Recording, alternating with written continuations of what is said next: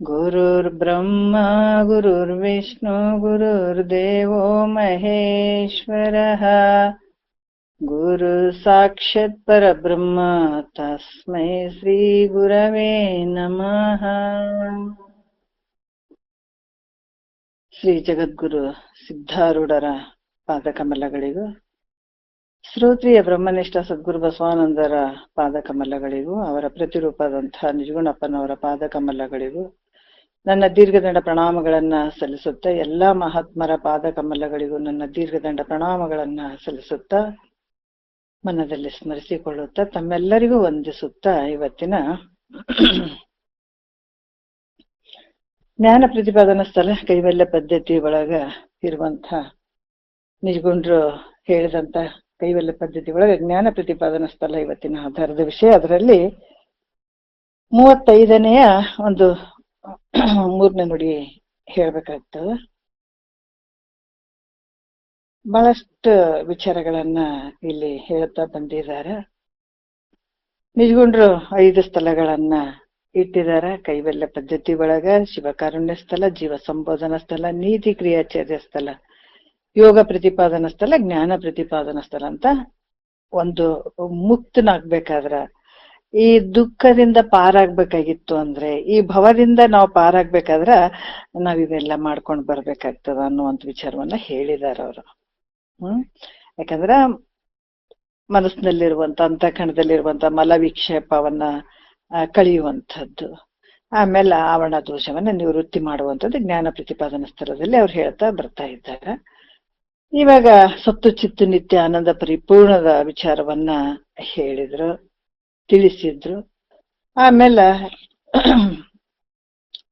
ಈಗ ಒಬ್ಬ ಜ್ಞಾನಿ ಇದ್ದಾನ ಅಂತಂದ್ರ ನಾವು ಹೆಂಗ ಅದನ್ನ ಕಂಡಿಡಿಬೇಕು? ಯಾಕಂದ್ರ ಆತನು ನಮ್ಮಂಗ ಮನುಷ್ಯರ ತರನೇ ಇದ್ದಾನ, ವ್ಯವಹಾರ ಮಾಡ್ತಾನ. ಆತ ಕೂಡ ನಮ್ಮಂಗ ಏನು ಯಾವ ರೀತಿ ಲೌಕಿಕ ವ್ಯವಹಾರದಲ್ಲಿ ಆಗಿರ್ಬೋದು, ಹಲವಾರು ರೀತಿಯಿಂದ ಆತ ಕೂಡ ನಮ್ಮಂಗ ವ್ಯವಹಾರ ಮಾಡ್ಬೇಕಾದಾಗ ನಾವ್ ಆತಗ ಯೋಗಿ ಅಥವಾ ಜ್ಞಾನಿ ಅಂತ ಹೆಂಗ್ ಕಂಡಿಡಿಯಕ್ ಬರ್ತದ ಗುರುಗಳೇ ಅಂತಂದಾಗ ಅವ್ರ ವಿಚಾರಗಳನ್ನ ಹೇಳ್ತಾ ಹೋಗ್ತಾ ಇದ್ದಾರೆ. ಆತ ಮೊದಲು ಗುರುವಿನ ಹತ್ರ ಕೇಳೋದಕ್ಕಿಂತ ಮುಂಚೆ ಹೇಗಿದ್ದ, ಮತ್ತೆ ಯಾವ ರೀತಿ ಆತ ಗುರುವಿನ ಹತ್ರ ಕೇಳ್ಬೇಕಾದಾಗ ಯಾವ ಭಾವದಿಂದ ಆತ ಪ್ರತಿನಿತ್ಯ ಆತನ ನಡೆ ನುಡಿ ಹೆಂಗಿತ್ತು, ಆಮೇಲೆ ಹೆಂಗಾದ, ಇದೆಲ್ಲ ವಿಚಾರವನ್ನ ಅವ್ರು ಹೇಳ್ತಾ ಇದ್ದಾರೆ. ಏನ್ ಹೇಳ್ತಾ ಇದ್ದಾರ ಅಂತಂದ್ರ 35ನೆಯ ಪದ್ಯದಲ್ಲಿ, ಜ್ಞಾನಿಯ ಅಂದವ ನರಿಯ ಎಂಬರು ಅನುಮಾನವೇಕೆ, ಅವನ ಅಂಗ ತಾನೇ ಸೂಚಿಸುತ್ತಿದೆ ಅಂತ ಹೇಳ್ತಾರೆ. ಆತನ ಸ್ವಸ್ವರೂಪವನ್ನು ಅರ್ಥಕೊಂಡಂತ ಜ್ಞಾನಿ. ಅದಕ್ಕ ನಾವು ಬಹಳಷ್ಟು ವಿಚಾರಗಳಲ್ಲಿ ಹೇಳ್ತಾರ, ಸಾಧು ಸಂತರು ಯಾರಪ್ಪ ಅಂತಂದ್ರ, ಯಾರ ಈ ಭೂಮಿಗೆ ಬಂದಿದೀವಿ, ಪರಮಾತ್ಮಗ್ ಭಾಷೆ ಕೊಟ್ಟಿದೀವಿ, ನಾನು ಯಾರು ಇದ್ದೀನಂತ ತಿಳ್ಕೊಳಕ್ ಬಿಡದಾಡ್ತಾನ, ಸದ್ಗುರು ಮುಖಾಂತರ ಕುಂತು ಕೇಳ್ತಾನಲ್ಲ, ಅದಕ್ಕೆ ಸಾಧು ಸಂತರ ಅಂತಾರ. ಅದೇ ಬಿಟ್ಟು ನಾ ಏನೇನೋ ಮಾಡ್ತೀನಿ ಅಂದ್ರೆ ಅವ್ರಿಗೆ ಸಾಧು ಸಂತರ ಅಂತಾರ ಅಂದ್ರ ಅನ್ನಂಗ್ಲ ಅಂತಾರ ಮಹಾತ್ಮರು.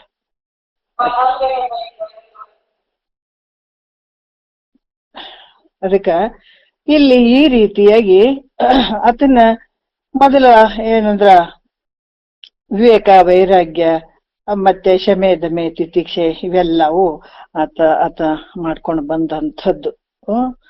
ಆಮೇಲೆ ಅದನ್ನ ಆ ಭಾವ ನಿಷ್ಕಾಮ ಒಂದು ಪುಣ್ಯದ ಫಲದಿಂದ ಆತಗೇನಾಗ್ತದ ಅಂತಂದ್ರ ಅಂತಃಕರಣ ಶುದ್ಧ ಆಗ್ತದ. ಶುದ್ಧ ಅಂತಃಕರಣದಲ್ಲಿ ಸದ್ಗುರುವಿನ ವಾಕ್ಯಗಳು ಅಲ್ಲಿ ನಡ್ತಾವ ಅಥವಾ ಕೆಲಸ ಮಾಡ್ತಾವ ಆತಗೆ. ಹಂಗಾಗಿ ಆ ಒಂದು ಶುದ್ಧವಾದ ಅಂತಃಕರಣದಲ್ಲಿ ಏನಾಗ್ತದ, ಅಲ್ಲಿ ವಿವೇಕ ಉದಯ ಆಗ್ತದಲ್ಲ, ಆವಾಗ ಅಲ್ಲಿ ಏನಾಗ್ತದ, ಪರಮುಕ್ತಿ ಅನ್ನುವಂಥದ್ದು ಮುಕ್ತಿಯ ಒಂದು ಏನು ಒಲುಮೆಗೆ ಆ ಒಂದು ಪಾತ್ರನಾಗ್ತಾನಂತ. ಯಾಕಂದ್ರೆ ಅತ್ಯಂತ ದುಃಖ ನಿವೃತ್ತಿ, ಪರಮಾನಂದದ ಪ್ರಾಪ್ತಿ, ಮೋಕ್ಷ ಪಡಿಬೇಕನ್ನುವಂತ ಇಚ್ಛೆ ಅವಾಗ ಆಗ್ತದ, ಅಲ್ಲಿ ತನ ಆಗಂಗಿಲ್ಲ. ಹಂಗಾಗಿ ಆತ ಇವೆಲ್ಲವನ್ನ ಮಾಡ್ಕೊಂಡು ಬಂದಿರ್ತಾನ. ಈಗ ಈ ರೀತಿಯಾಗಿ ನಿನ್ನೆಯ ವಿಚಾರದಲ್ಲಿ ಪರಮುಕ್ತಿ ಒಲುಮೆಗೆ ಗುರು ಸೇವೆ ಸೂಚನೆ, ಗುರು ಸೇವಾದಿಗಳನ್ನ ಮಾಡುವಂಥದ್ದು. ಯಾಕಂದ್ರೆ ಗುರು ಇಲ್ಲದೆ ಇದು ತನ್ನ ನಿಜ ಸ್ಥಿತಿಯನ್ನ ತಿಳ್ಕೊಳ್ಳಿಕ್ಕೆ ಸಾಧ್ಯ ಇಲ್ಲ. ತಾನು ಯಾರು ಇದ್ದೀನಿ ಆ ಬ್ರಹ್ಮವನ್ನ, ಪರಬ್ರಹ್ಮ ಸ್ವರೂಪವನ್ನ ಅರ್ಥಕೊಳ್ಬೇಕಾದಾಗ ಏನಾದ್ರೆ ಗುರುವಿನ ಒಂದು ಮೂಲಕನೇ ಗುರುವಾಕ್ಯನ್ನ ಅಲ್ಲಿ ಶ್ರವಣ ಮನನನ್ನ ಮಾಡಿ ತಿಳ್ಕೊಳ್ಬೇಕಾದಂಥದ್ದು ಬಹಳ ಮುಖ್ಯ ಇರ್ತದೆ. ಅದಕ್ಕೆ ಗುರುಪಾದ ಸೇವೆಗೆ ವೇದಾರ್ಥ ಸೂಚನೆ, ಆಮೇಲೆ ವರ ವೇದಾರ್ಥಕ್ಕೆ ಶರೀರದ ನೇತಿಯ ಸೂಚನೆ ಎಲ್ಲ ತಿಳ್ಕೊಂತ ಹೋದಾಗ ಆತ್ಮ ಯಾವುದು ಅನಾತ್ಮ ಯಾವುದು, ಯಾವುದನ್ನ ಬಿಟ್ಕೊಳ್ಬೇಕು ಯಾವುದನ್ನ ಹಿಡ್ಕೊಳ್ಬೇಕು ಅನ್ನುವಂಥದ್ದು ಅಲ್ಲಿ ಗೊತ್ತಾಯ್ತು. ಶರೀರ ಇಷ್ಟು ದಿವಸ ನಾವು ಶರೀರ ನಾನು ಅನ್ಕೊಂಡು ಕುಂತು, ಆಮೇಲೆ ಇಂದ್ರಿಯಗಳೆಲ್ಲ ನಾನು ಅಂತ ಅನ್ಕೊಂಡು ಕುಂತಿದ್ವಲ್ಲ, ಇವಾಗ ಏನ್ ಗೊತ್ತಾಯ್ತು, ಗುರು ಮುಖಾಂತರ ನಮ್ಗೆ ಏನ್ ಗೊತ್ತಾಯ್ತು ಅಂದ್ರೆ ಈ ಶರೀರ ನಾನಲ್ಲ, ನಾ ಮಾಡುವಂತ ವ್ಯವಹಾರ ಎಲ್ಲ ಕನಸಿನಂಗ. ಅದಕ್ಕೆ ಆರು ನಾನೆಂದು ವಿಚಾರಿಸು ವಿಷಮ ಸಂಸಾರ ಇದು ಕನಸು ಅಂತ ತಿಳ್ಕೊ ಅಂತ ಹೇಳಿದಾರೆ. ಈ ಜಗತ್ತೇ ಕನಸು ಅಂತ ತಿಳ್ಕೊಂಡಾಗ ನಾವ್ ಇನ್ನೇನ್ರಿ ಉದ್ಧಾರ ಮಾಡಕ್ ಹೋಗದ? ಈ ಶರೀರನೇ ತನುಭಾವಗಳೇ ದುಃಖದ ಕೇಡು ಅಂತ ಹೇಳಿದಾರ. ಬ್ರಹ್ಮ ಸತ್ಯ ಜಗನ್ಮಿತ್ಯ. ಹಂಗಾಗಿ ಇವೆಲ್ಲ ಅನಾತ್ಮ ವರ್ಗದಿಂದ ಕೂಡಿದಾವ, ಇವು ಕನಸಿದ್ದಂಗದ. ಕನಸಿನಲ್ಲಿ ಏನ್ ವ್ಯವಹಾರ ಮಾಡಿದೀನಿ ಅದು ಸತ್ಯ ಐತೇನು ಅಂದ್ರ ಇಲ್ಲ. ಯಾಕಂದ್ರೆ ಕನಸದು ಅಜ್ಞಾನ ಕಾಲದಲ್ಲಿ ಈಗ ನಮ್ಗ ಕನಸು ಬೀಳ್ತದ ತಕ್ಷಣ ನಮ್ಗೆ ಎಚ್ಚರ ಆಗ್ತದ, ಅದು ಮಾಮೂಲಿ ಎಲ್ಲರಿಗೂ ಬರುವಂಥದ್ದು. ಆದ್ರ ಇದು ಏನಾಗ್ತದ, ಈ ಜಾಗ್ರದಲ್ಲಿ ತೋರುವಂತ ಈ ಪ್ರಪಂಚ ಹೆಂಗಾಗ್ತದ ಅಂತಂದ್ರ ಈ ಅಜ್ಞಾನ ಅನ್ನುವಂಥದ್ದೇನು ಅದೇ ವ್ಯವಹಾರ ಜಗತ್ತು ಸತ್ಯ ಅಂತ ಅನ್ನುವಂಥದ್ದು ಏನೈತೆ, ಇದು ಗುರು ಮುಖಾಂತರ ಜ್ಞಾನ ಆದಾಗ ಮಾತ್ರ ಇದು ಸುಳ್ಳು ಅಂತ ಗೊತ್ತಾಗ್ತದೆ. ಅಲ್ಲಿವರೆಗೂ ಇದು ಹಿಂಗೆ ನಡೆಯೋದು. ಯಾಕಂತಂದ್ರ ಯಾವಾಗ ಕನಸಿನಿಂದ ಎಚ್ಚರ ಆದ್ಮೇಲೆ ಕನಸಂತ ಹೆಂಗಾಗ್ತದ ಅಂತನ, ಅದೇ ರೀತಿ ಅಜ್ಞಾನ ಅನ್ನುವಂತಹ ಕತ್ತಲೆ ಇದ್ದಾಗ ಜ್ಞಾನ ಅನ್ನುವಂತ ಸೂರ್ಯ ಬಂದಾಗ ಆ ಕತ್ತಲೆ ನಿವೃತ್ತಿ ಆಗ್ತದ. ಅಲ್ಲಿವರೆಗೂ ಇದಾಗಂಗಿಲ್ಲ. ಮತ್ತ ಎಷ್ಟೋ ಜನ್ಮದಲ್ಲಿ ಹಿಂಗೆ ನಡೆಯೋದೇ. ಅದಕ್ಕ ಮಹಾತ್ಮರಲ್ಲಿ ಹೇಳ್ತಾರ, ವರ ವೇದಾರ್ಥಕ್ಕೆ ಶರೀರಾದಿ ನೇತಿಯ ಸೂಚನೆ, ಶರೀರಾದಿ ನೇತಿಗೆ ತಾನಾರಂಭೋದೆ ಸೂಚನೆ. ಅಲ್ಲಿ ಇವಾಗ ಮುಂದೆ ಹೇಳ್ತಾರ ಈ ಶರೀರವನ್ನ ಯಾಕಂತಂದ್ರ ಈ ನೇತಿ ಮಾಡುವಂತ ಇದು ನಾನಲ್ಲ ಅಂತ ನೇತಿಗಳಿಯುವಂಥದ್ದು. ಅದಕ್ಕೆ ಇದು ನೇತಿಗಳದಾಗ ಅಲ್ಲಿ ಏನಾಗ್ತದ ಅಂತ ಸಾಕ್ಷ್ಯದ ಈ ಶರೀರಕ್ಕೆ ವಿಲಕ್ಷಣ ರೂಪನಾಗಿರುವಂತ ಪ್ರತ್ಯೇಕಾತ್ಮ ಸ್ವರೂಪ ನಾನು ಇದ್ದೀನಿ ಅನ್ನುವಂಥದ್ದು ಅಜ್ಞಾನ ಅಲ್ಲೇ ಆಗುವಂಥದ್ದು. ಅದಕ್ಕೆ ಈ ಅನಾತ್ಮವಾಗಿರುವಂತ ಈ ಶರೀರ ಈ ದೇಹಾದಿಗಳನ್ನ ನಾವು ನೇತಿಗಳದಾಗ ಏನಾಗ್ತದ, ಅವಾಗ ನಾನು ಯಾರಿದ್ದೀನಿ ಅನ್ನುವಂತ ಒಂದು ವಿಚಾರಕ್ಕೆ ಬರುವಂಥದ್ದಾಗ್ತದ. ಅದಕ್ಕೆ ಇಲ್ಲಿ 3ನೇ ನುಡಿಯಲ್ಲಿ ಹೇಳ್ತಾರ. ಏನ್ ಹೇಳ್ತಾರ, ಬಹಳಷ್ಟು ವಿಚಾರ ಲೌಕಿಕದಲ್ಲಿ. ಯಾಕಂದ್ರೆ ಬಹಳಷ್ಟು ಈ ಪರಮಾರ್ಥ ಅನ್ನುವಂಥದ್ದು ಹೆಂಗ ಐತೆ ಅಂತಂದ್ರ ನಾವು ಮಾಡುವಂತ ಈ ಜಗತ್ತು ಸತ್ಯ ಅಂತ ಹೋಗ್ತಿವಲ್ಲ, ಅದಕ್ಕ ಭಗವಂತ ಪ್ರಾಕ್ಟಿಕಲ್ ಆಗಿ ಇಟ್ಟಿದ್ದಾನೆ. ಈ ಜಗತ್ತನ್ನ ನೋಡ್ಕೊಡ್ರಿ, ತಿಳ್ಕೊಡ್ರಿ. ಈ ತತ್ವ ಈ ಬರೀ ಗ್ರಂಥ ಓದಿದಾಗ ಅಷ್ಟೇ ಅರ್ಥ ಆಗೋದಂತಲ್ಲ, ನಾವು ಸ್ವಲ್ಪ ಅದ್ರ ಬಗ್ಗೆ ವಿಚಾರ ಮಾಡಿದ್ರೆ ಗೊತ್ತಾಗ್ತದೆ. ಯಾಕಂತಂದ್ರ ಈ ನಾವು ಲೌಕಿಕದಲ್ಲಿ ಬಹಳಷ್ಟು ಅಂತೀವಿ, ನಾವ್ ಎಲ್ಲ ಹೋಗಿರ್ತೀವಿ. ಇಲ್ರಿ ಎಲ್ಲಿ ಹೋದ್ರೂ ನಮ್ಮ ಮನೆಗ್ ನಾವ್ ಹೋದಾಗ ಬಹಳ ಸಮಾಧಾನ ಆಗ್ತದ್ರಿ. ಸುಮ್ನೆ ಬಂದಿವ್ರಿ, 2 ದಿವ್ಸ ಇರ್ಬೇಕಂತ ಬಂದಿವ್ರಿ, ಯಾವಾಗ ಹೋಗ್ಬಿಟ್ಟೇವನು ಅಂತ ಹೇಳ್ತೀವಿ ಅಲ್ಲ. ಪ್ರತಿಯೊಂದು ವಿಚಾರದಲ್ಲಿ ಈಗ ಯಾರೋ ಒಬ್ಬ ವ್ಯಕ್ತಿ ಎಲ್ಲ ತೀರ್ಕೊಂಡಿರ್ತಾನ, ಆದ್ರೂ ಕೂಡ ಅಂಥ ಒಂದು ಜಡವಾದಂತ ಶರೀರವನ್ನ ತಾನು ಹುಟ್ಟಿದ ಊರಿಗೆ ತರ್ಬೇಕು ಅನ್ನುವಂತ ಒಂದು ಪದ್ಧತಿ ನೋಡ್ರಿ ಹೆಂಗೈತಿ. ಯಾಕಂದ್ರೆ ಆತ ಎಲ್ಲಿ ಹುಟ್ಟಿದಾನೆ ಅಲ್ಲಿಗೆ ಬರ್ಬೇಕನ್ನೋದು. ಅಂದ್ರೆ ಇಲ್ರಿ ಅವ್ರು ಅಷ್ಟು ದೂರ ಇದ್ರು ಕೂಡ ಮತ್ತ 3 ಐತಲ್ರಿ ಅಂತ ಹೇಳ್ತೀವಲ್ಲ. ಎಷ್ಟೊಂದು ನೋಡ್ರಿ ಇದ್ರಾಗ ಎಷ್ಟೊಂದು ವಿಚಾರ ಮಾಡ್ಬೇಕು, ಮಾಡಿದಾಗ ನಮ್ಗ್ ಗೊತ್ತಾಗ್ತದ. ಅದಕ್ಕೆ ನಾವ್ ಎಲ್ಲಿ ಹುಟ್ಟಿದೀವಿ ಅಲ್ಲಿಗೆ ಸೇರ್ಬೇಕಾಗ್ಯದ, ಎಲ್ಲಿಂದ ಬಂದಿದೀವಿ ಅಲ್ಲಿಗೆ ಸೇರ್ಬೇಕಾಗ್ಯದ. ಇದು ಕೂಡ ಹಾಗೇನೆ. ನಾವ್ ಎಲ್ಲಿಂದ ಬಂದಿದೀವಿ, ಇಲ್ಲಿ ದಾರಿ ತಪ್ಪಿ ಬಿಟ್ಟಿದೀವಿ, ಇಲ್ಲಿ ಕೂತ್ಕೊಂಡಿದೀವಿ. ಆ ಲೌಕಿಕದಲ್ಲೇ ಇಷ್ಟ ಆದಂತಂದ್ರ ನಾವು ಪರಮಾರ್ಥದಲ್ಲಿ ವಿಚಾರ ಮಾಡ್ಬೇಕಲ್ಲ. ಎಲ್ಲೋ ಯಾವಾಗೋ ಬಿಟ್ಟು ಬಂದಿದೆ ಇದು, ತನ್ನೂರ್ ಬಿಟ್ಟು ಬಂದಿದೆ ಇದು. ಇಲ್ಲಿ ಕೂತ್ಕೊಂಡು ಅದು ನಂದು ಇದು ನಂದು ಅದು ಇದು ಅಂತೇಳಿ ಹಲವಾರು ಶರೀರಗಳನ್ನ ತೊಟ್ಕೊಂಡು ಬಂದ ಈ ಹುಟ್ಟಿನಿಂದ ಸಾಯೋವರೆಗೂ ನಾವ್ ಎಷ್ಟೋ ಬಟ್ಟೆಗಳನ್ನ ಬಿಚ್ಚಿ ಹಾಕಿವಿ, ಲೆಕ್ಕ ಐತೇನ್ರಿ? ಲೆಕ್ಕನೇ ಇಲ್ಲ. ಹಂಗ ನಾವು ಬಿಟ್ಟಿವಿ, ಅಳಿವಾಗ್ಯಾವ ಅರ್ಧಾವ ಅಂತೇಳಿ ಎಲ್ಲವನ್ನ ಬಿಟ್ಕೊಂತ ಬಂದಿದೀವಿ. ಯಾವ್ದಕ್ಕಾರ ಲೆಕ್ಕ ಐತೇನ? ಅದ್ರಂಗ ಹಲವಾರು ಶರೀರಗಳನ್ನ ಬಿಟ್ಕೊಂತ ಬಂದಿದೀವಿ, ಆದ್ರೂ ನಮ್ಮ ಮನೆ ಸಿಕ್ಕೇ ಇಲ್ಲ, ನಮ್ಮೂರು ಸಿಕ್ಕೇ ಇಲ್ಲ ಅಲ್ಲ. ಮತ್ತ ಆ ಊರು ನಮ್ಗ್ ಸಿಗುವಂಗ ಮಾಡಾತ, ಆ ಊರಿಗೆ ನಮ್ಗ್ ಹಚ್ಚಾತ, ಆ ದಾರಿ ತೋರ್ಸತ್ ಯಾರಪ್ಪ ಅಂದ್ರೆ ಒಬ್ರೇ ಅದಾರ ಜಗತ್ತಿನೊಳಗೆ. ಯಾರು? ಸದ್ಗುರುನಾಥ. ಅಂಥದಕ್ಕೆಲ್ಲ ಮಾಮೂಲಿ ಲೌಕಿಕದಲ್ಲೇ ಆ ತರ ಹೇಳ್ತೀವಿ ಅಂತಂದಾಗ ಮತ್ತೆ ಇಲ್ಲಿ ಕೂಡ ನೋಡಪ್ಪ, ನಿನ್ ಮನೆ, ನಿನ್ನ ಊರು, ನೀನ್ ಎಷ್ಟೋ ದಿವಸ ಬಿಟ್ಟು ಬಂದಿದೆ. ಅದಕ್ಕೆ ಹೇಳ್ತಾರ, ಧರೆಯನ್ನೆಲ್ಲವನ್ನು ಸನ್ನಿಸಿ ಧೂಳಿ ಮಾಡಲ್ ಪರಮಾಣುಗಳನ್ನು ತೆನಿತು ದೇಹವನ್ನು ಧರಿಸಿ ತೊಂದೊಂದು ಜೀವರ ಬಸರೋಳು ಬಂದು ಮರಳಿ ನೀನತ್ತ ತಿರುಗದಂತೆ ರಚಿಸದೆ. ಅಷ್ಟು ಜನ್ಮಗಳನ್ನ ತೊಟ್ಕೊಂಡು ಬಂದಿದೆಲ್ಲ, ಸಾಕಪ್ಪ, ಇಷ್ಟೆಲ್ಲ ಕಷ್ಟಪಟ್ಟಿದ್ದೀನಿ ನಾನು, ಇನ್ನು ಇಂಥ ಒಂದು ಮಾಯದ ಪ್ರಪಂಚಕ್ಕೆ, ಕಷ್ಟದ ಪ್ರಪಂಚಕ್ಕೆ ಇನ್ನು ನನಗ್ ಸಾಕು ಅಂತ ನೀನು ಅಂದು ಈ ಕೆಲಸವನ್ನ ಮಾಡ್ಕೊಳಕ ನೀನ್ ಯಾಕೆ ಮನಸ್ಸು ಮಾಡ್ತಾ ಇಲ್ಲ? ಮಹಾತ್ಮರು ನಮ್ಗ ತಿಳಿಸಿ ಹೇಳ್ತಾರ. ಅದಕ್ಕ ಇಲ್ಲಿ ಕೂಡ ಏನ್ ಹೇಳ್ತಾರ, ಈ ಯಾಕಂದ್ರೆ ತನ್ನ ಸ್ವರೂಪವನ್ನ ತಿಳ್ಕೊಳ್ಬೇಕಾದಾಗ ಇಷ್ಟೆಲ್ಲ ಮಾಡ್ಕೊಂಡು ಬಂದಿದ್ದಾನೆ ಜ್ಞಾನಿ. ಎಲ್ರು ಒಮ್ಮನೆ ಜ್ಞಾನಿ ಆಗಿಲ್ಲ ರೀ. ಇದನ್ನ ವಿಚಾರ ಮಾಡಿ ಅದೆಲ್ಲ ಮಾಡಿದ್ರೆ ನಿನ್ ಗೊತ್ತಾಗ್ತದಲ್ಲ. ಈಗ ನಮ್ ಕಣ್ಣೆದುರಿಗೆ, ಈಗ ನೋಡ್ರಿ, ನಮ್ಗೆ ಎಷ್ಟೋ ನಮ್ ಕಣ್ಣೆದುರುಗಡೆ ಶಾಸ್ತ್ರಕ್ಕೆ ಬಂದೇ ಇಲ್ಲ, ಕೆಲವ್ರು ಬರ್ತಿರ್ಲಿಲ್ಲ, ಕುಂತು ಕೇಳ್ತಿರ್ಲಿಲ್ಲ, ಆಯ್ತಾ. ಅಲ್ಲಿ ಒಂದಿಷ್ಟು ಇಲ್ಲೊಂದಿಷ್ಟು 4 ವಾಕ್ಯಗಳು ಕಿವಿಗೆ ಬಿದ್ದು ತಲೆಗಿಟ್ಕೊಂಡ್ರು. ಈಗ ನಾವ್ ಗುರು ಅಂತ ಹೇಳ್ಬಿಟ್ಟು ವಾಕ್ಯ ಹೇಳ್ಕೊಂಡ್ ತಿರುಗಾಡಕತ್ತಾರ. ಮತ್ ನಾವ್ ಹೆಂಗ್ ಹೇಳ್ಬೇಕೀಗ? ಅವ್ರು ಕೇಳೇ ಇಲ್ಲ, ಏನು ಮಾಡಿಲ್ಲ. ಈಗ ನೋಡಿದ್ರೆ ಅವೇ ವಾಕ್ಯಗಳು ಹಿಡ್ಕೊಂಡ್ ಮಾತಾಡ್ತಾರ. ಏನ್ ಹೇಳಕ್ಕಾಗ್ತದೆ?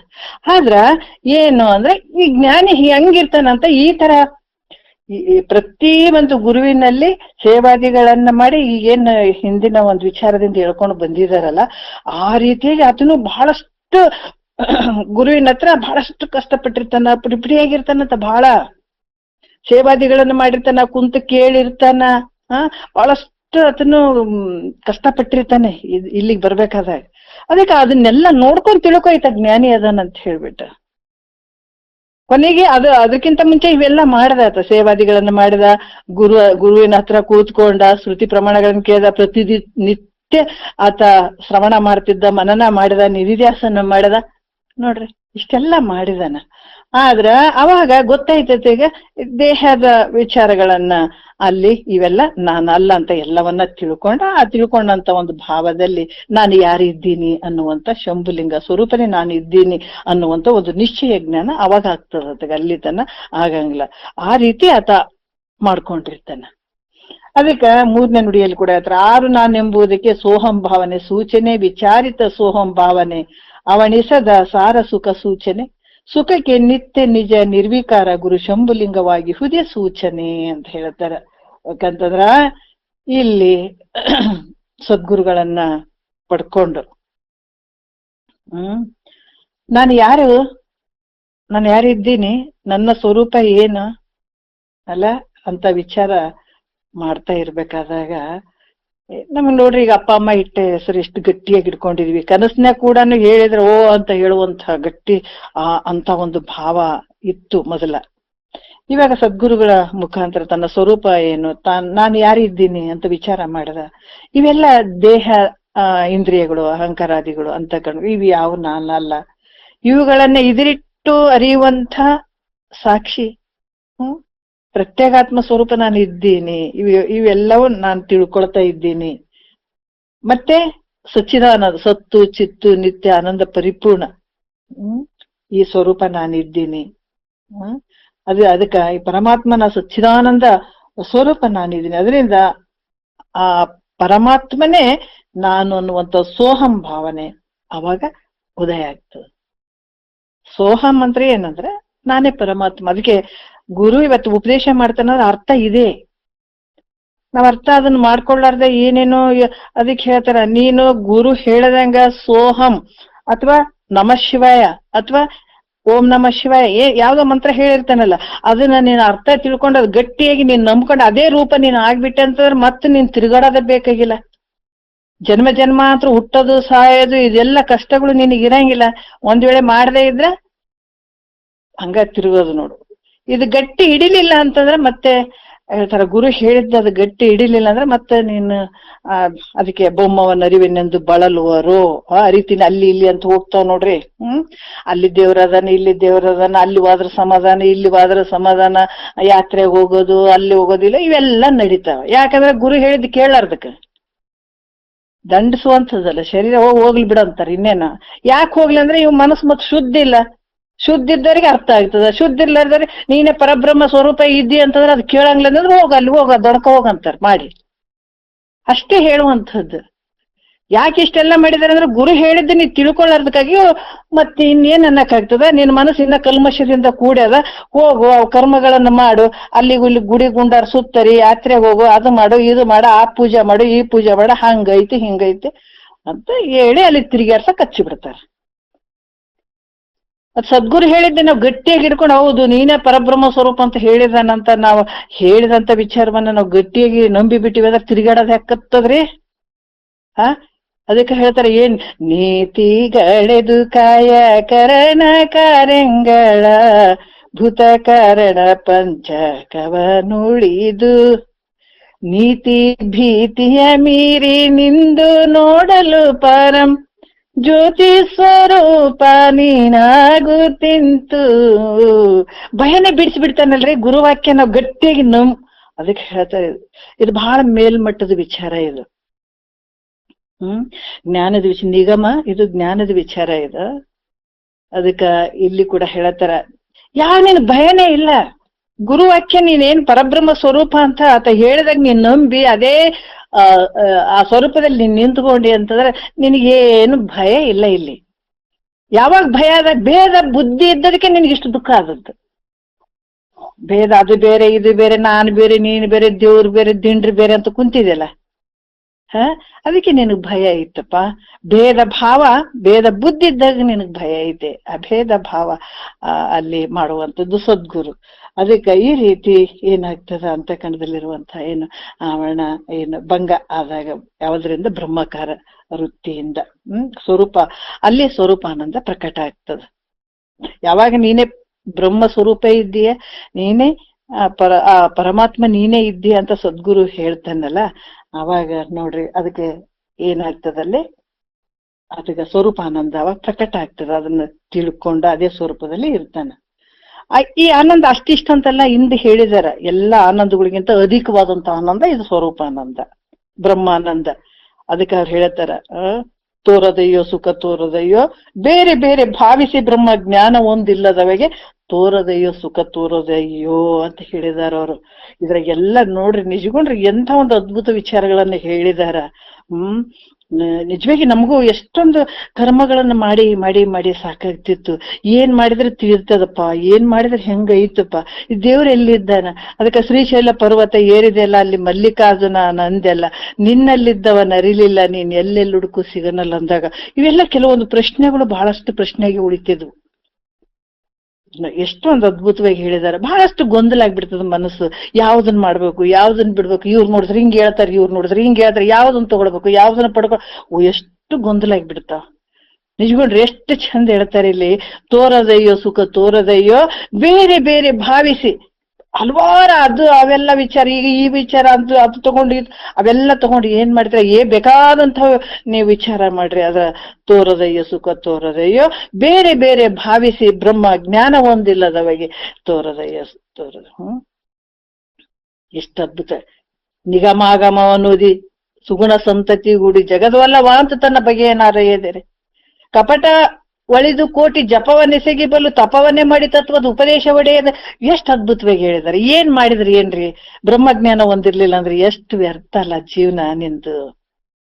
ಕಪಟ ಅಳದಿದ್ದೀನಿ, ಕೋಟಿ ಜಪ ಮಾಡಾಕತ್ತೀನಿ, ತಪ ಮಾಡಾಕತ್ತೀನಿ, ಗವಿ ಒಳಗ ಹೋಗಿ ಕೂತ್ಕೊಂಡಿದೀನಿ, ಯಾತ್ರೆ ಮಾಡಾಕತ್ತೀನಿ, ಸಾಯವರೆಗೆ ಮಾಡಿ ನಿನಗೆ ಆನಂದ ಆಗ್ತದೇನ? ಸಾಧ್ಯನೇ ಇಲ್ಲ. ಯಾವಾಗ ಈ ಬ್ರಹ್ಮಜ್ಞಾನ ನಿನಗೆ ಅಳವಡ್ತದ ಆವಾಗ ನಿನಗ ಆ ಒಂದು ಆನಂದ ಆಗುವಂಥದ್ದು. ಎಷ್ಟು ಜನ್ಮ ತಿರುಗಾಡಿದ್ರೆ ಮತ್ತೆ ಇಲ್ಲಿಗೆ ಬರೋಲ್ತ ನಿನಗೇನ್ ನೆಮ್ಮದಿ ಇಲ್ಲ ಅಂತ ಹೇಳ್ತಾರ ಮಹಾತ್ಮರು. ಮತ್ತೆ ಇದು ಜ್ಞಾನಕ್ಕೆ ಬರ್ಬೇಕು, ಗುರುಗಳಿಗೆ ಶರಣಾಗತನ ಆಗ್ಬೇಕು, ಮತ್ತಿದೇ ವಿಚಾರನೆ ಕೇಳ್ಬೇಕು. ನಾವು ಮನುಷ್ಯರ್ ನಾವೆಲ್ಲ ಶರೀರಗಳು ಚೇಂಜ್ ಆದ್ರೂ ಕೂಡ ನೀವು ಒಳಗಿರೋಂಥವ್ ನೀನು ಹಾಗೆ ಇರ್ತೀವಿ, ಈ ಗ್ರಂಥಗಳು ಹಾಗೆ ಇರ್ತಾವ. ಏನು ಈ ಶ್ರುತಿ ಏನು ಪ್ರಮಾಣಗಳು ಅದಾವಲ್ಲ, ಉಪನಿಷತ್ತುಗಳು ಇವೆಲ್ಲ ಅದಾವಲ್ಲ, ಇವು ಯಾವ ಕಾಲಕ್ಕೂ ಚೇಂಜ್ ಆಗಂಗಿಲ್ಲ. ಇದೇ ಅಡಿಗೆನೇ ಇರ್ತೀನಿ, ಯಾವಾಗ ಬಂದ್ರು ಇದೇ ಅಡಿಗೆ ಇರ್ತೀನಿ. ನೀನು ಶರೀರ ಮಾತ್ರ ಚೇಂಜ್ ಆಗ್ತಾವ. ಮೊದಲನೇ ಇದ್ದಿ, ಈಗ ಇರ್ತೀವಿ, ಮುಂದೂ ಇರ್ತೀವಿ. ಒಂದ್ ವೇಳೆ ಇದು ಏನು ನೀವ್ ತಿಳ್ಕೊಳ್ಳಿಲ್ಲ ಅಂತಂದ್ರ ನೀವ್ ಒಳಗಿದ್ದಾವ್ ಇದ್ದಂಗ ಇರೇ ಇರ್ತೀವಿ. ಈಗ ಏನ್ ಕೇಳಿದಿದೆಲ್ಲ ನೀನ್ ಸಂಸ್ಕಾರದಾಗ ಅಡಿಗಿರ್ತಾವ. ಮತ್ತೆ ನೀ ಮುಂದೆ ಬರ್ಬೇಕು, ಬಂದಾಗ ಕೂತ್ಕೊಂಡು ಇವೇ ಅಡಿಗೆನೆ ನೀನ್ ಇದನ್ನ ಉಣ್ಬೇಕು, ಮತ್ತೆ ಬಿಟ್ಟು ಬೇರೆ ಏನಾರ ಇಲ್ಲ ಇಲ್ಲ ಇದೇ ಉಣ್ಬೇಕು. ಅದಕ್ಕೆ ಇಲ್ಲಿ ಕೂಡ ಇದು ಎಂತ ಆನಂದ ಅಂದ್ರೆ ಎಲ್ಲಾ ಆನಂದಗಳಿಗಿಂತಲೂ ಅಧಿಕವಾದಂತ ಆನಂದ ಇದು. ಹೇಳಿದ್ರಲ್ಲ ಬ್ರಹ್ಮ ಅದು ಸ್ವರ್ಗ ಲೋಕದ ಆನಂದ, ಇಂದು ಹಲವಾರು ಆನಂದಗಳ ಬಗ್ಗೆ ಹೇಳಿದಾರ ಅವ್ರು. ಅದಕ್ಕ ಇದು ಹೆಂಗೈತೆ ಅಂದ್ರೆ ನಿರುಪಾಧಿಕ ನಿರತಿಶಯ ಆನಂದ ಇರುವಂಥದ್ದಿದು. ಇಂಥ ಸುಖ ನೋಡ್ರಿ ನಿತ್ಯವಾಗಿರುವಂಥದ್ದು ಅದಿದು. ಒಂದು ಸಲ ಅದಕ್ಕ ಇದನ್ನ ಯಾಕೆ ಇಷ್ಟು ಒಂದು ಅದಾಗ ಮಹಾತ್ಮರು ಬಡದಾಡಿದ್ರು ಅಂತಂದ್ರ, ಇದು ಒಂದು ಸಲ ಆಯ್ತಂದ್ರ ಮುಗೀತು, ಜನ್ಮ ಸಾರ್ಥಕ. ಸೂರ್ಯ ಬಂದು ಬೆಳಗ್ಗೆ ಬರ್ತಾನ್ರಿ, ಸಂಜಿತಾನ್ ಇರ್ತಾನ, ಹೋಗ್ಬಿಡ್ತಾನ, ಮತ್ ಕತ್ತಲ ವರ್ಷಗಳತ್ತದಲ್ಲ ಅಂತ. ಹಂಗಿಲ್ಲ ಇದು. ಜ್ಞಾನ ಅನ್ನುವಂತ ಸೂರ್ಯ ಒಂದು ಸಲ ನಿನ್ನಲ್ಲಿ ಉದಯ ಆಯ್ತು ಅಂದ್ರ ಯಾವತ್ತು ಅಜ್ಞಾನ ಮತ್ತೆ ಅದು ಆವರಣ ಮಾಡಂಗಿಲ್ಲ ನಿನಗೆ. ಅದಕ್ಕೆ ಬಿಡದಾಡಿದ್ರು ಮಹಾತ್ಮರು, ಇದಕ್ಕಾಗಿ ಬಿಡದಾರ. ಇದು ಎಂತ ಆನಂದಪ್ಪ ಅಂದ್ರ ನಿತ್ಯ ಆನಂದವಾಗಿರುವಂಥದ್ದು, ಯಾವಾಗ್ಲೂ ಇರುವಂಥದ್ದು, ನಿಜ ನಿರ್ವಿಕಾರ ಶ್ರೀ ಗುರುಶಂಭುಲಿಂಗ ಅಂದ್ರೆ ಹೆಂಗಪ್ಪ ಅಂತಂದ್ರ ಭೇದ ರಹಿತವಾಗಿರುವಂಥದ್ದು, ಸಚ್ಚಿದಾನಂದ ಪರಬ್ರಹ್ಮ ಸ್ವರೂಪನೇ ತಾನಾಗಿರುವಂಥದ್ದು. ಈ ರೀತಿ ಈ ಪೂರ್ವ ಸಾಧನೆಗಳು ಮತ್ತು ಉತ್ತರ ಸಾಧನೆಗಳು ಈ ರೀತಿ ಹೇಳೋದ್ರಿಂದ, ತಿಳಿಯೋದ್ರಿಂದ ಜ್ಞಾನಿ ಇಂಥತನೇ ಜ್ಞಾನಿ ಅಂತ ನಮ್ಗೆ ತಿಳ್ಕೊಳ್ಳಿಕ್ಕೆ ಸಾಧ್ಯ ಅದ, ತಿಳಿಬಹುದು ಅಂತ ಹೇಳ್ತಾರೆ. ಈ ಭಾವದಲ್ಲೇ ಇರ್ತಾನತ, ಬ್ರಹ್ಮಾನಂದದಲ್ಲೇ ಇರುವಂಥದ್ದು. ಈ ರೀತಿಯಾಗಿ ಆತ ಗುರು ಮುಖಾಂತರ ತಿಳ್ಕೊಂಡು ಸೋಹಂ ಭಾವನೆಯನ್ನ ಅಳವಡಿಸಿಕೊಂಡು ಈ ಆತನ ಒಂದು ಪೂರ್ವ ಸಾಧನೆಗಳು ಹೆಂಗಿದ್ವು ನೋಡ್ತೀವಲ್ಲ, ಆತ ನಡೆ ನುಡಿ ಆತ ಇರುವಂತ ರೀತಿ ನೀತಿಗಳು ನೋಡ್ತೀವಲ್ಲ, ನೋಡಿದ್ಮೇಲೆ ಆತನ ಉತ್ತರ ಸಾಧನೆಗಳು ಏನು ಮಾಡ್ಲಾರ್ದನ ಹಂಗ್ರಿ ಹಿಂಗ್ರಿ ಅಂತಂದ್ರೆ ನಮ್ಮ ಗೊತ್ತಾಗ್ತದಲ್ಲ ನಮ್ಗ, ಇವ್ರು ಹೆಂಗದಾರ ಅನ್ನೋದು ನಮ್ಗೆ ಗೊತ್ತಾಗ್ತದೆ. ಯಾಕಂದ್ರೆ ಆತ ಮಾಡುವಂತ ಸಾಧನೆಗಳು ಬಗ್ಗೆ ಅದು ಕಂಡು ಹಿಡ್ಕೊಂಡು ಇಂಥದ್ದು ಜ್ಞಾನಿ ಅದಾನ ಅಂತ ತಿಳ್ಕೊ. ಈ ರೀತಿಯಾಗಿ ಅನುಮಾನ ಮಾಡೋದೇ ಬೇಕಾಗಿಲ್ಲ. ಈ ರೀತಿ ಆತ ತಿಳ್ಕೊಂಡಂತ ಜ್ಞಾನಿಗೆ ಆತ ಜ್ಞಾನಿ ಅಂತಾನೆ ಹೇಳಿಸ್ಕೊಳತ್ತಾನ, ಯೋಗಿ ಅಂತಾನೆ ಹೇಳಿಸ್ಕೊಳತ್ತಾನ. ಈ ರೀತಿಯಾಗಿ ಅನುಮಾನ ಮಾಡಿದೇನೆ ಆತ ಜ್ಞಾನಿ ಯೋಗಿ ಅಂತ ನೀವು ನಂಬು ಅಂತ ಹೇಳ್ತಾರೆ.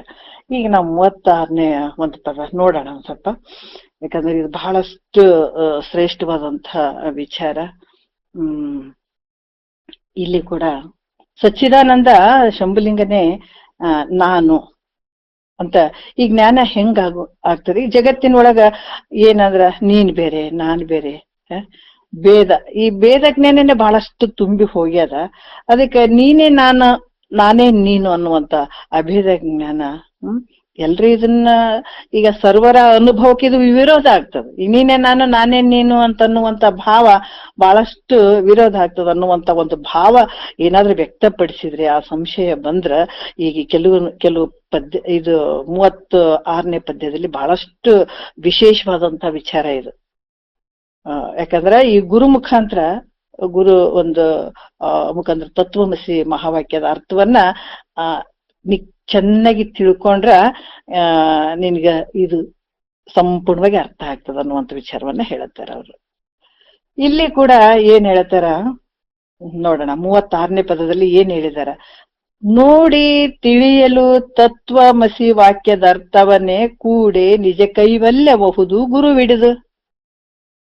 ನೋಡ್ರಿ, ಅದಕ್ಕ ನೋಡಿ ವಿಚಾರ ಏನ್ ಹೇಳ್ತಾರ. ನೋಡಿ ಅಂತಂದ್ರ ಈ ಕಣ್ಣಿಲೆ ನೋಡಿ ಅಂತ ಹೇಳಿದಾರೇನು ಅಂತಂದ್ರ ಹಂಗಲ್ಲ. ಯಾಕಂತಂದ್ರ ವಿವೇಕ ದೃಷ್ಟಿಯಿಂದ ನೋಡಿ ಅಂತ ಹೇಳತ್ತಾರ ಅವ್ರು. ನೋಡಿ ತಿಳಿಯಲ್ಲ ಅಂತಂದ್ರ ಅದನ್ನ ಈ ವಿಚಾರ ಎಲ್ಲಿಂದ ಬಂದದ್ರ, ಇದು ಸಾಮವೇದ ಅದಲ್ಲಿರುವಂತ ಚಾಂದೋಗ್ಯ ಉಪನಿಷತ್ತಿನಿಂದ ಆಯ್ದಂತ ಇದು ಈ ಮಹಾವಾಕ್ಯ ಇದು. ಯಾಕಂತಂದ್ರ ಇಲ್ಲಿ ಕೂಡ ಯಾವಾಗ ತನ್ನ ನಿಜ ಸ್ವರೂಪವನ್ನ ಮರೆತು ಇಲ್ಲಿ ಯಾತಕ್ಕ ಭೇದ ಬುದ್ಧಿ ಬಂದದಕ್ಕಾಗಿ, ತನ್ನನ್ನ ತಾನು ಮರ್ತದಕ್ಕಾಗಿ ಇಲ್ಲಿ ದುಃಖ ಬಂದಂಥದ್ದು. ಅದಕ್ಕೆ ಅವ್ರು ಹೇಳ್ತಾರ ಮರೆದೊಡೆ ಜೀವಾತ್ಮ, ಅರಿದೊಡೆ ಪರಮಾತ್ಮ ಅನ್ನುವಂಥದ್ದು. ಈ ತತ್ವಮಸಿ ವಾಕ್ಯದ ಅರ್ಥ ಅಂದ್ರ ತತ್ ತ್ವಂ ಅಸಿ. ಇದನ್ನ ಹೆಂಗ ಅಂದ್ರ ಈ ಭೇದ ಭ್ರಾಂತಿ ಯಾವಾಗ ಆಯ್ತು ನಮ್ಗೆ, ಯಾಕಂದ್ರೆ ತಾಯಿ ಗರ್ಭದಲ್ಲೇ ನಮ್ಗ ತ್ರಿಕಾಲ ಜ್ಞಾನದಾಗೆ ಪ್ರಸೂತಿ ಅನ್ನುವಂಥ ವಾಯು, ಮಾಯ ಅನ್ನುವಂಥದ್ದು ವಾಯು ಬಡ್ದು ನಮಗ್ ಭ್ರಾಂತಿ ಆಗ್ಬಿಡ್ತಲ್ಲ. ಬಂದು ಈ ಜಗತ್ತು ನಂದು ಅಥವಾ ಜಗತ್ತಿನಲ್ಲಿರುವಂತ ತಂದೆ ತಾಯಿ ಬಂಧು ಬಳಗ ಏನ್ ನೋಡ್ತು ಮಾಡ್ತು ಎಲ್ಲ ನಂದು ನಂದು ಅಂತ ಇಲ್ಲಿ ಏನಾಯ್ತು, ಭೇದ ಭ್ರಾಂತಿ ಶುರುವಾಯ್ತು. ಅದು ಬೇರೆ ಇದು ಬೇರೆ ಅನ್ನುವಂಥದ್ದು. ಈಗ ಏನಾಗ್ತದ ಅಂತಂದ್ರೆ, ಈ ಜ್ಞಾನದಿಂದ ಈ ಜನನ ಮರಣ ರೂಪ ಸಂಸಾರ ಯಾವುದ್ರಿಂದ? ಭೇದ ಭ್ರಾಂತಿ ಜ್ಞಾನದಿಂದ ಇವೆಲ್ಲ ಶುರುವಾಯ್ತು. ಸತ್ತಂಗಾಯ್ತು, ಹುಟ್ಟಿದಂಗಾಯ್ತು, ವ್ಯವಹಾರ ಮಾಡ್ದಂಗಾಯ್ತು, ಎಲ್ಲ ಮಾಡ್ದಂಗಾಯ್ತು. ಇದರಿಂದ ಏನಾಯ್ತಂದ್ರ ದುಃಖನೇ ಆಯ್ತು. ಅದಕ್ಕ ಈ ದುಃಖ ಏನಾಗ್ತದ ಅಂತಂದ್ರ ಭೇದರಹಿತ ಅಖಂಡ ಪರಬ್ರಹ್ಮ ಸ್ವರೂಪವೇ ನಾನನ್ನುವಂಥ ಜ್ಞಾನ ಆಗ್ಬೇಕಾಗಿದೆ. ಇದು ಅಜ್ಞಾನ ಹೋಗ್ಬೇಕಾಗಿತ್ತಂದ್ರೆ ಈ ಭಾವ ಬರ್ಬೇಕಾಗ್ತದ. ಯಾಕಂದ್ರ ಈ ದುಃಖ ಹೋಗ್ಬೇಕಾಗಿತ್ತು ಅಂತಂದ್ರೆ ಈ ಜ್ಞಾನ ಆಗದೆ ಯಾವತ್ತು ದುಃಖ ಇದು ಹೋಗಂಗಿಲ್ಲ. ಜನನ ಮರಣ ಅನ್ನುವಂಥ ದುಃಖ ನಿನಗ ದೃಢ ಅಪರೋಕ್ಷ ಜ್ಞಾನ ಆಗೋವರೆಗೂ ಇದು ನಿನಗ ಈ ದುಃಖ ಯಾವತ್ತೂ ಹೋಗಂಗಿಲ್ಲ. ಯಾಕಂದ್ರೆ ಇಂಥ ಅಪರೋಕ್ಷ ಜ್ಞಾನ ನಮಗ ಆಗ್ಬೇಕಾಗ್ಯದ. ದಾರಿ ಬೇಕಲ್ಲ, ಇದರಿಂದನೇ ಮತ್ ಬೇರೆ ಅನ್ಯ ದಾರಿಗಳು ಇಲ್ಲ.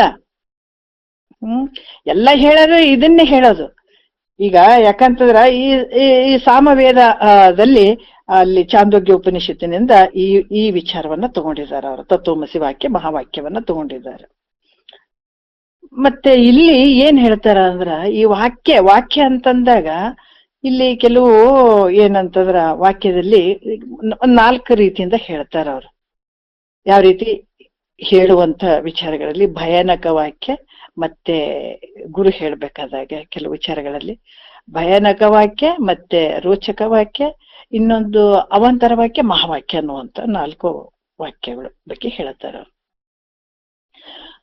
ಯಾಕಂದ್ರ ಒಬ್ಬ ಶಿಷ್ಯನಿಗೆ ಉದ್ದೇಶ ಏನು ಅನ್ನುವಂಥದ್ದು. ಭಯಾನಕ ವಾಕ್ಯ ಮುಂಚೆ ಹೇಳುವಂಥದ್ದು ಅಂದ್ರ ಅಲ್ಲಿ ಕೆಲವೊಂದು ವಿಚಾರಗಳಲ್ಲಿ ಆ ಒಂದು ಶಿಷ್ಯನನ್ನ ಒಂದು ಏನಂತಂದ್ರ ಅಧರ್ಮ ಕಡೆಗೆ ಹೋಗುವಂತ ಭಾವವನ್ನ ಧರ್ಮದ ಕಡೆಗೆ ತರುವಂಥದ್ದು, ಅಂದ್ರೆ ಭಯ ಹುಟ್ಟಿಸುವಂತ ವಾಕ್ಯ. ಈಗ ಉದಾಹರಣೆ ನಾವು ತಗೊಂಡಾಗ ಜಾಸ್ತಿ ಬಹಳ ಗಾಢವಾದ ನಿದ್ರೆದಲ್ಲಿದ್ದಾಗ ಎಬ್ಬಿಸ್ಬಾರ್ದು, ಪಾಪ ಬರ್ತದ ಅಂತ ಅಂತೀವಿ. ಯಾರಿಗಾರ ಕಾಲ್ ಬಿಡಿತು ಅಂದಾಗ ಬೇಡ್ಕೋಬೇಕಪ್ಪ, ನಮಸ್ಕಾರ ಮಾಡ್ಬೇಕು ಅಂತ ಹೇಳುವಂತದ್ದು ಇರ್ತದ. ಕೆಲವೊಂದೊಂದು ಏನಾದ್ರೂ ಒಂದು ಹೇಳ್ತಿರ್ತೀವಿ, ಇಲ್ಲ ಇದು ಮಾಡಿದ್ರೆ ಸರಿಯಲ್ಲ, ಅದು ಮಾಡಿದ್ರೆ ಸರಿಯಲ್ಲ ಇಲ್ಲ ಅಂತ ನಾವ್ ಹೇಳ್ತೀವಿ. ಹಿಂಗ್ ಮಾಡಿದ್ರೆ ಏನಾಗ್ತದ ಮುಂದ ಏನಾಗ್ತದ ಅಂದ್ರ ಆ ದೇವ್ರು ಮತ್ತೆ ಕಷ್ಟ ಕೊಡ್ತಾನ ಅಥವಾ ನರಕ ಕೊಡ್ತಾನ, ಹಂಗ್ ಕೊಡ್ತಾನ ಅಂತ ಅಲ್ಲಿ ಭಯ ಹುಟ್ಟಿಸುವಂಥದ್ದು. ಅಂದ್ರೆ ಅಲ್ಲಿ ಏನ್ ತಪ್ಪಿಸುವಂಥದ್ದಂದ್ರ ಅನುಚಿತ ವರ್ತನೆಯನ್ನ ತಪ್ಪಿಸಿ ಮತ್ತೆ ಒಳ್ಳೆ ವರ್ತನೆಗೆ ತರುವಂಥದ್ದು ಅಲ್ಲಿ ಭಯಾನಕ ವಾಕ್ಯಗಳನ್ನು ಹೇಳಿರ್ತಾರೆ. ಈ ರೀತಿ ಒಳ್ಳೆ ದಾರಿಯಲ್ಲಿ ನಡಿ, ಪುಣ್ಯದ ಮಾರ್ಗಗಳಲ್ಲಿ ನಡಿ, ಇದರಿಂದ ಹಿಂಗಾಗ್ತದ, ಪುಣ್ಯದಿಂದ ಇದು ಈ ರೀತಿ ಒಳ್ಳೆ ಒಂದು ಮಾರ್ಗ ಸಿಗ್ತದ, ಅಥವಾ ನಿನಗ್ ಮುಂದೆ ಒಳ್ಳೇದಾಗ್ತದ.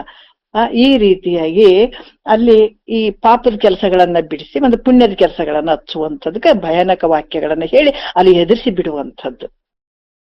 ಈ ತರ ಮಾಡಿದಾಗ ನಿನ್ ಮುಂದೆ ಮತ್ತೆ ಬಹಳ ಕಷ್ಟ ಆಗ್ತದ, ದೇವ್ರು ಹಿಂಗ್ ಮಾಡ್ಬಿಡ್ತಾನ, ಹಂಗ್ ಮಾಡ್ಬಿಡ್ತಾನ, ಪಾಪದ ಕೆಲಸಗಳನ್ನ ಮಾಡ್ಬೇಡ, ಆದಷ್ಟು ಪುಣ್ಯದ ಕೆಲಸಗಳನ್ನ ಮಾಡು ಅನ್ನುವಂಥದ್ದು ಭಯಾನಕ ವಾಕ್ಯಗಳನ್ನ ಇಲ್ಲಿ ಹುಟ್ಟಿಸ್ತಾರೆ, ಹೇಳ್ತಾರ ಅವರು.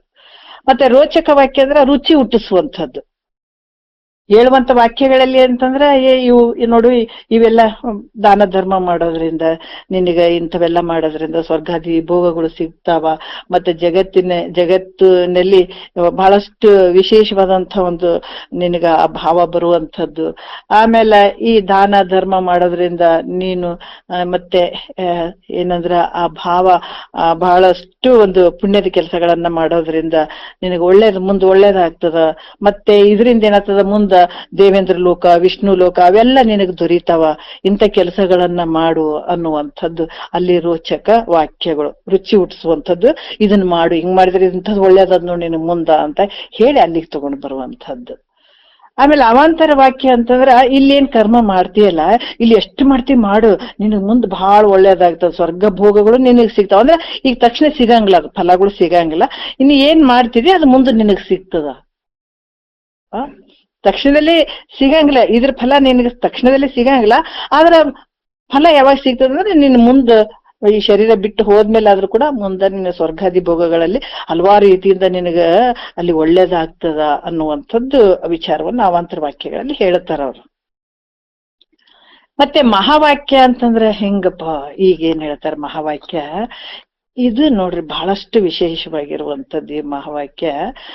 ಯಾವ ರೀತಿ ಅಂದ್ರೆ ನಿನ್ಗೆ ಯಾವ ಕ್ಷಣದಲ್ಲಿ ಅದಕ್ಕೆ ಇವೆಲ್ಲ ಪರಂಪರಾಗತ ಬಂದಂತ ವಿಚಾರಗಳು. ಆತ ನಿಷ್ಕಾಮ ಪುಣ್ಯದ ಫಲದಿಂದ ಕೂಡಿರ್ಬೇಕು, ದುಃಖ ಗೊತ್ತಾಗಬೇಕು, ಸಂಸಾರ ಏಸಿಗಾಗಿರ್ಬೇಕು, ಹೇ ಆಗಿರ್ಬೇಕು, ಗುರು ಮುಖಾಂತರ ಬಂದು ಕೂತ್ಕೊಂಡು ಅಪ್ಪ ನೀನೇ ಗತಿಯಪ್ಪ ಅಂತ ಅನ್ಬೇಕು, ಆತನ ಸೇವಾದಿಗಳನ್ನ ಮಾಡ್ಬೇಕು, ಶ್ರವಣ ಮಾಡ್ಬೇಕು, ಮನನ ಮಾಡ್ಬೇಕು. ಆವಾಗ ಏನು ಅಂತಂದಾಗ ಯಾವ ಕ್ಷಣದಲ್ಲಿ ಸದ್ಗುರು ತತ್ವಮಸಿ ವಾಕ್ಯ ಹೇಳಿದ ಆ ಕ್ಷಣದಲ್ಲಿ ಆತಗೆ ಅರ್ಥ ಆಗ್ಬಿಡುವಂಥದ್ದು. ಅರ್ಥ ಯಾವಾಗ ಆಯ್ತು ಅಂದ್ರೆ ತಕ್ಷಣದಲ್ಲೇ ಫಲ ಸಿಕ್ಕು ಬಿಡುವಂಥದ್ದು. ಈಗ ಕತ್ತಲೈತೆ, ಈ ವಾಕ್ಯ ಅದಕ್ಕೆ ಹೇಳುವಂಥದ್ದು. ಯಾವಾಗ್ಲೂ ಇದು ಯಾವ ಸಂದರ್ಭದಲ್ಲಿ ಕೆಲಸ ಮಾಡಿಬಿಡ್ತದೆ. ಇದು ಸಾಮಾನ್ಯ ಅಲ್ಲ, ಇದು ಈ ವಿಚಾರಗಳು ಸಾಮಾನ್ಯ ಅಲ್ಲ. ಯಾವ ಟೈಮ್ನಲ್ಲಿ ಹೆಂಗ್ ಟಚ್ ಆಗ್ತದೆ ಹೇಳಕ್ ಬರಂಗಿಲ್ಲ.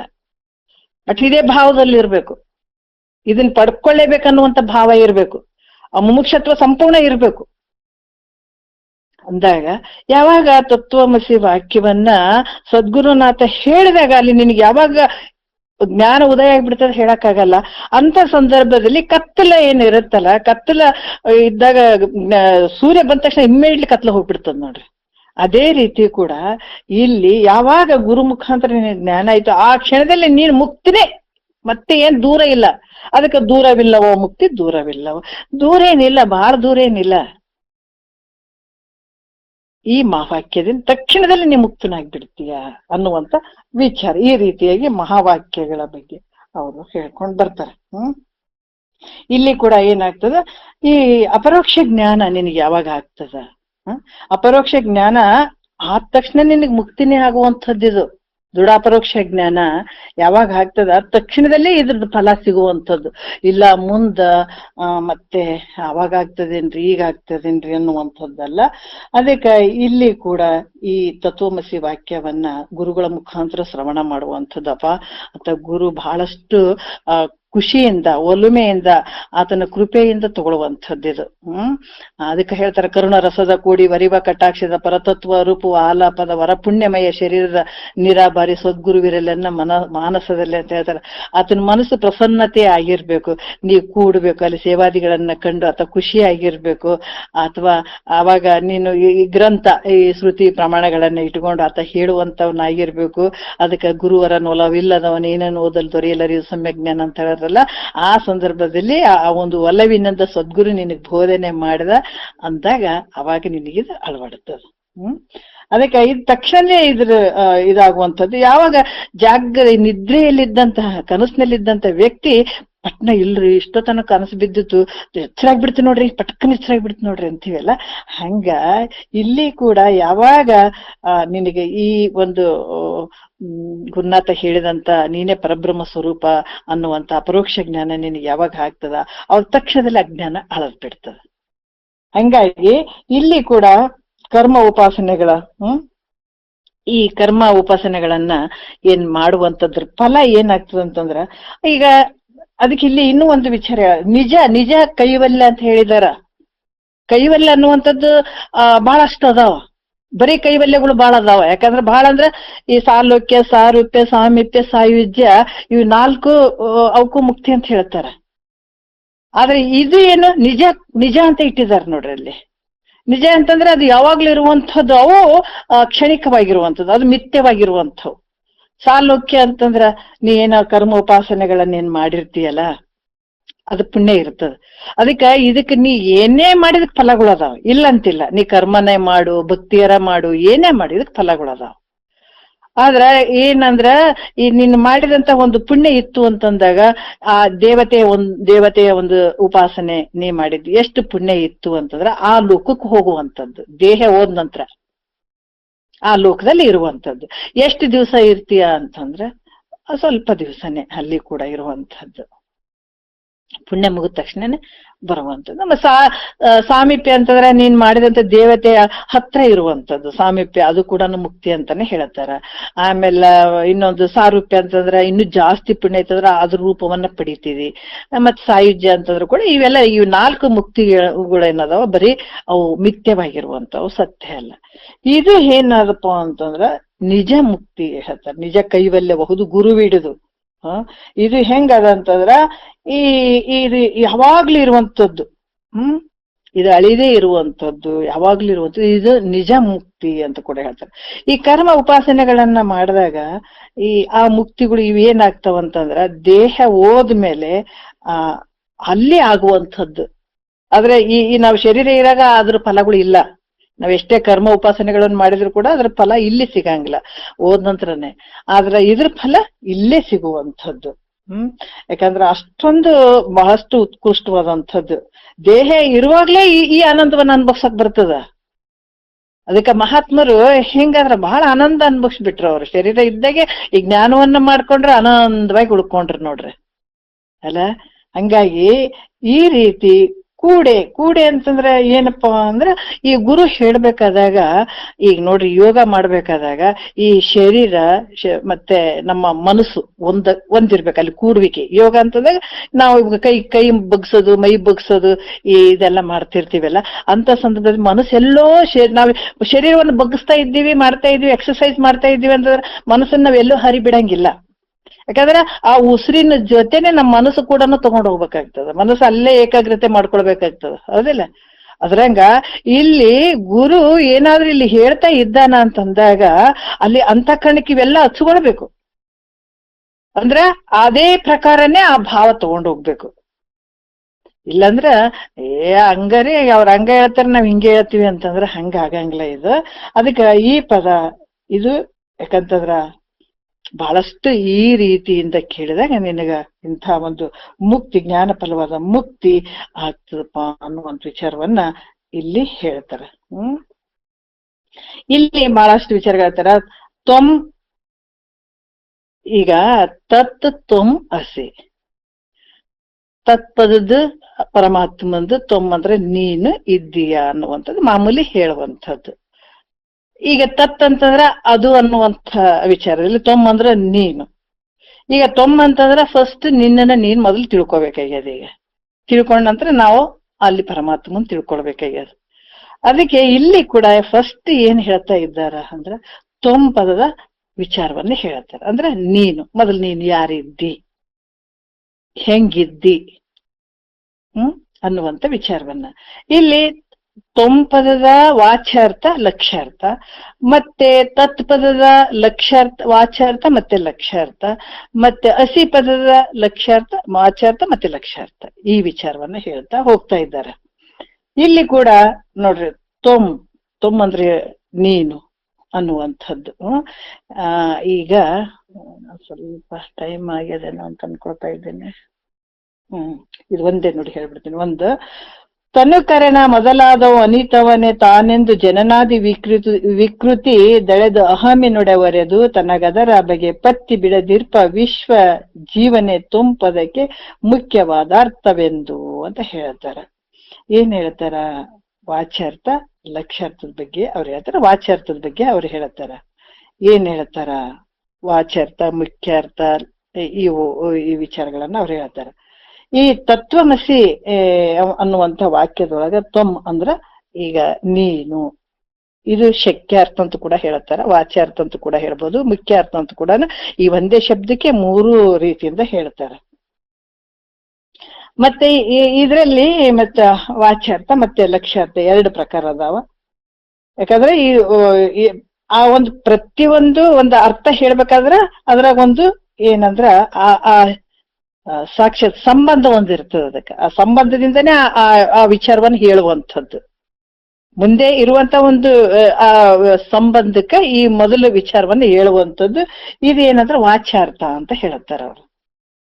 ಯಾಕಂತಂದ್ರ ಅದು ಆ ವಾಚ್ಯಾರ್ಥದ ಒಂದು ಪರಂಪರಾ ಸಂಬಂಧವೇ ಲಕ್ಷ್ಯಾರ್ಥ ಅನಿಸ್ತು ಮುಂದ ಹೇಳುವಂಥದ್ದು. ಈ ವಾಚ್ಯಾರ್ಥವನ್ನ ಹೇಳ್ತಾರೆ. ಹೆಂಗ ಅಂತಂದ್ರ ಈ ದೇಹ ಇರ್ಬೋದು, ಈ ದೇಹ, ಇಂದ್ರಿಯ, ಮನಸ್ಸು, ಬುದ್ಧಿ, ಈ ಅಹಂಕಾರಗಳು ಏನದಾವ ನಾನು ಅಂತ ತಿಳ್ಕೊಂಡಿದ್ದೀನಿ ಅಲ್ಲ. ವಿಚಾರ ಮಾಡಿದ್ರ ಈ ಶರೀರ ನೀನೇನು ಅಂದ್ರೆ ಗೊತ್ತಾಗ್ತದೆ. ಈ ಶರೀರ ಇವೆಲ್ಲವೂ ನಾನಂತ ತಿಳ್ಕೊಂಡಂಥದ್ದು. ಬಹಳಷ್ಟು ವಿಚಾರಗಳು ಬಂದಾವ. ಅದಕ್ಕೆ ನಂಬಬೇಡವೋ ಮನುಜ, ನಂಬಬೇಡವೋ. ಇನ್ನು ಒಂದು ವಿಚಾರ ಹೇಳ್ತಾರೆ. ಯಾಕಂದ್ರ ನಿಜಗೊಂಡ್ರೆ ಹೇಳಿದಂಥದ್ದು, ಪಡೆವೆ ನೀನೆಂದಿಗೆ ಪರಮುಕ್ತಿ ಸುಖವನ್ನು, ಕೆಡುವ ಕಾಯದ ಮೋಹವನ್ನು ಮಾಡೆ ಮನುಜ. ಪರಮುಕ್ತಿ ಸುಖ ನಿನಗ ಆಗ್ಬೇಕಾಗಿತ್ತಂದ್ರೆ ಈ ಶರೀರ ನಾನು ಅನ್ಕೊಂಡ್ ಕುಂತ್ರಾಗ್ತದ ನಿನಗ? ಮೊದಲ್ ಬಿಟ್ಕೋ. ಏನ್ ಬಿಟ್ಕೋ ನೋಡ್ರಿ, ಪಡೆವಿ ನೀನ್ ಎಂದಿಗೆ ಅಂತ ಹೇಳ್ತಾರ. ಯಾವ ಜನ್ಮಕ್ಕೆ ನೀ ಪಡಿತಿದ್ವೋ ಶರೀರ ನಾನಂತ ಕುಂತ್ಕೊಂಡವ್ ನಿನಗಾಗ್ತದನ? ಎಷ್ಟು ಜನ್ಮ ತಿರುಗಿಡಿದ್ರೆ ನಿನಗಾಗಂಗಿಲ್ಲ. ಅದಕ್ಕೆ ಪಡೆವಿ ನೀನ್ ಎಂದಿಗೆ ಪರಮುಕ್ತಿ ಸುಖವನ್ನು. ಪರಮುಕ್ತಿ ಸುಖ ನಿನಗ ಆಗ್ಬೇಕಾಗಿತ್ತು ಅಂದ್ರೆ ಶರೀರದ ಏನು ಭಾವ ಬಿಟ್ಕೊಂಡ್ಬಿಡು. ಶರೀರ ನೀನಲ್ಲ. ಅದಕ್ಕೆ ಇಲ್ಲೇ ಹೇಳ್ತಾರ, ಮೊದಲೇನು ದೇಹ, ಇಂದ್ರಿಯ, ಮನ, ಬುದ್ಧಿ, ಅಹಂಕಾರಗಳೇ ತಾನಂತ ತಿಳ್ಕೊಂಡು, ಇವೆಲ್ಲ ನನವಾದವ ನಾನೇ ಅಂತ ತಿಳ್ಕೊಂಡು, ದೇಹಾದಿಗಳಲ್ಲಿ ತಾಧ್ಯಾತ್ಮ ಭಾವ, ಅಂದ್ರ ಈ ಈ ತಾಧ್ಯಾತ್ಮ ಭಾವ ಹೊಂದಿರುವಂಥದ್ದು ತಪ್ತಾಯ ಪಿಂಡದಂತೆ ಅಂತ ಹೇಳ್ತಾರಲ್ಲ. ಹೆಂಗ ಕಬ್ಬಿಣ ಕಾಯಿಸಿದಾಗ ಬೆಂಕಿ ಅದರಲ್ಲಿ ಕಾಣಿಸ್ತದ, ಕೆಂಪಾಗಿರ್ತದ, ಅದು ತಾಧ್ಯಾತ್ಮ ಹೊಂದೇದಲ್ಲ. ಅದ್ರಂಗ ಅನಾತ್ಮದಲ್ಲಿ ಆತ್ಮ ಭಾವ ಮಾಡ್ಕೊಂಡು ಕೂತ್ಕೊಂಡ್ಬಿಟ್ಟಿದೀವಿ, ಅನಾತ್ಮವಾಗಿರುವಂಥದ್ರಲ್ಲಿ. ಅದಕ್ಕೆ ಇವೆಲ್ಲ ದೇಹಾದಿಗಳು ಏನದಾವ, ಈ ದೇಹಾದಿಗಳಲ್ಲಿ ತಾಧ್ಯಾತ್ಮ ಭಾವ ಮಾಡಿ ಅಲ್ಲಿ ಏನಾಗಿದೆ, ಅಜ್ಞಾನದಿಂದ ಕೂತ್ಕೊಂಡಿದ್ದಾನೆ. ಅದಕ್ಕೆ ಇವುಗಳ ಧರ್ಮಗಳಾದಂಥದ್ದು ಯಾವುದು, ಜನನ ಯಾವ್ದಕ್ಕದ ಇದನ್ನ ವಿಚಾರ ಮಾಡ್ಬೇಕು. ಶರೀರದ ಧರ್ಮ ಯಾವುದು? ಶರೀರ ಧರ್ಮ ಹುಟ್ಟಂಥದ್ದು ಸಾಯುವಂಥದ್ದು, ಷಡ್ಭಾವ ವಿಕಾರಕ್ಕೊಳಗಾಗುವಂಥದ್ದು. ಮತ್ತೆ ಇವೆಲ್ಲ ಹೇಳ್ಕೊಂಡ್ ಬಂದಿದೆ.